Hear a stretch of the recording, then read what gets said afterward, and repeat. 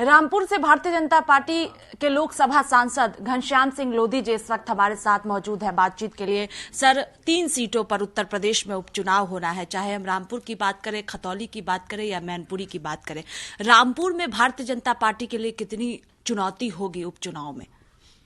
देखिए, हम कोई चुनौती नहीं मानते, क्योंकि उपचुनाव अभी पहले हुआ था लोकसभा का, हमने वो भी जीता और ये चुनाव भी हम जीतेंगे।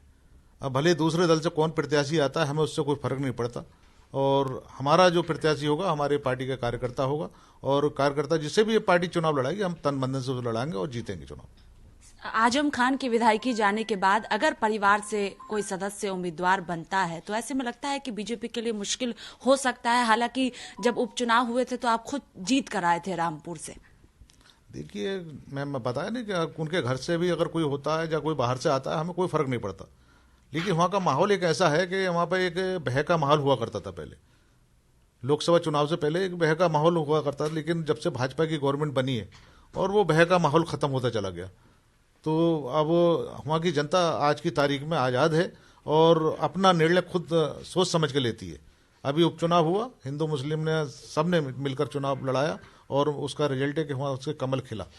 उसी प्रकार आज फिर उपचुनाव होने जा रहा है और मेरे हिसाब से आंकड़ा गंभीर है, थोड़ा 30 और 70 का लगभग आंकड़ा है वहाँ पर हिंदू मुस्लिम का, लेकिन ऐसी स्थिति में हम चुनाव वहाँ जीतेंगे। हिंदू मुस्लिम मिलकर दोनों वहाँ पर भारतीय जनता पार्टी के चुनाव को जिताएंगे और कमल खिलाने का काम करेंगे। लेकिन रामपुर में कैसे साथ लेकर आएंगे सबको, क्योंकि हमेशा से देखा गया है कि जो एक तबका है वो नाराज सरकार से रहा है। ऐसे में रामपुर की बात करें तो ज्यादातर मुस्लिम आबादी है वहां पर, ऐसे में मुश्किल होगा बीजेपी के लिए।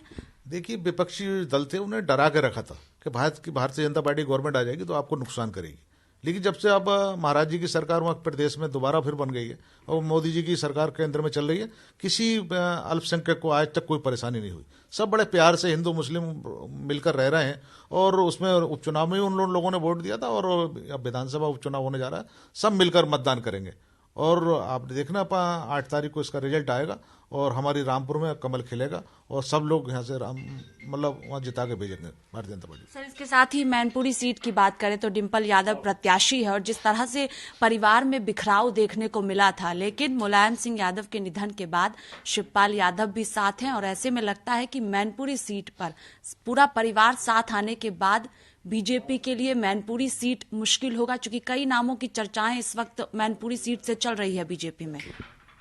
देखिए, बीजेपी का कार्यकर्ता ही वहाँ से चुनाव लड़ेगा, कोई भी जो भी हो पार्टी ने तय करेगी। और मैं समझता हूँ समाजवादी पार्टी में उनके घर से चुनाव लड़े, कोई बाहर से लड़े, और उनके परिवार पहले भी चुनाव लड़ा था, पहले भी एकजुट था। शिवपाल जी और सब अखिलेश जी सब एक साथ थे और उसके साथ बसपा भी उनके साथ थी, तब 94,000 वोटों से वहाँ से मैनपुरी से वो जीते थे। आज तो बसपा अलग है, अब बसपा का वोट किधर जाता है ना, ये तो फैसला बसपा के लोगों को करना है, लेकिन आज वो उससे अलग है। तो 94,000 वोटों में से घटा दीजिए बसपा का वोट, तो वो चुनाव तो वैसे ही हार रहे हैं वो लोग। तो भारतीय जनता पार्टी वहां से चुनाव जीतेगी और मैं समझता हूँ भारी मतों से जीतेगी। लेकिन जयंत चौधरी जनसभा उन्होंने खतौली में की है, उन्होंने साफ तौर पर कहा है कि सरकार डरी हुई है, बीजेपी तीनों सीटों को लेकर डरी हुई है, चूंकि हारने वाली है भारतीय जनता पार्टी उत्तर प्रदेश के इन 3 सीटों पर जहां उपचुनाव होना है। देखिए, विपक्ष का तो काम है ना विरोध करना। अभी गोला में चुनाव हुआ लखीमपुर खीरी में, है ना, वहां पे भी यही चर्चा थी कि भारतीय जनता पार्टी हार रही है, लोग कहते थे, लेकिन मेरे ख्याल से रिकॉर्ड वोटों से वहां से जीत के हम लोग आए हैं और उसी प्रकार से ये तीनों सीटें हम रिकॉर्ड वोटों से जीतेंगे आने वाले चुनाव में। और मैं समझता हूं और इतनी बड़ी रिकॉर्ड जीत होगी कि लोगों को, विपक्ष को उम्मीद नहीं थी।